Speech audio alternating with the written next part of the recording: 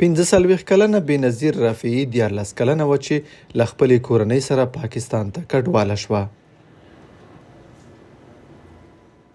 دا مېرمن چې اوس په پنجاب ایالت کې یو رستورانټ لري وایي د افغان کډوالو د اخراج په اړه د پاکستان د حکومت له اعلان وروسته یې هوټل ته د افغانانو ورتګ کم شوی دی.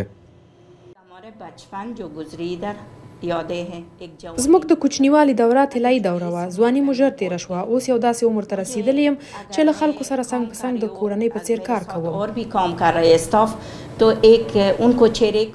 لیدل یې ماته د خوښۍ احساس راکوي. موږ له یو بل سره غمونه او دردونه شریکوو. هغه درد چې د خپلې کورنۍ له جدایۍ را پیدا دی. پاکستان موږ ته خوښي راکړه، خو اوس غواړي بیرته د خوښي له موږ واخلي.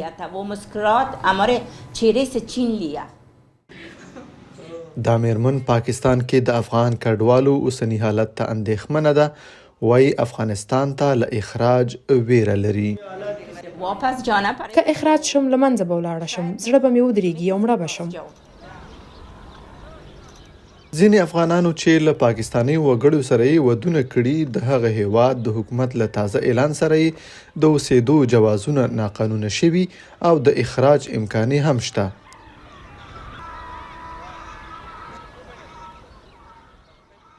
سمیع الله هم همداسې افغان دی چې پاکستانی مېرمن لري او لوڼي پاکستاني تابعیت لري.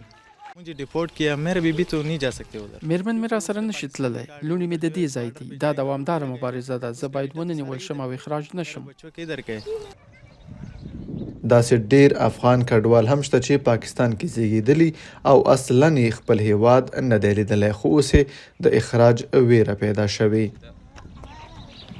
په دې ډله کې داسې افغانان هم شته چې پر کابل د طالبانو له بیا واکمنېدو وروسته لویدیځو هیوادونو ته د تګ په موخه پاکستان کې منتظر دي.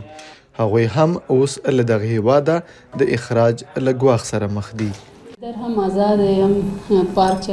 زه آزاده یم، زده کړې کولی شم، پارکونو ته تللی شم او لور مې هم ښوونځي ته تللی شي.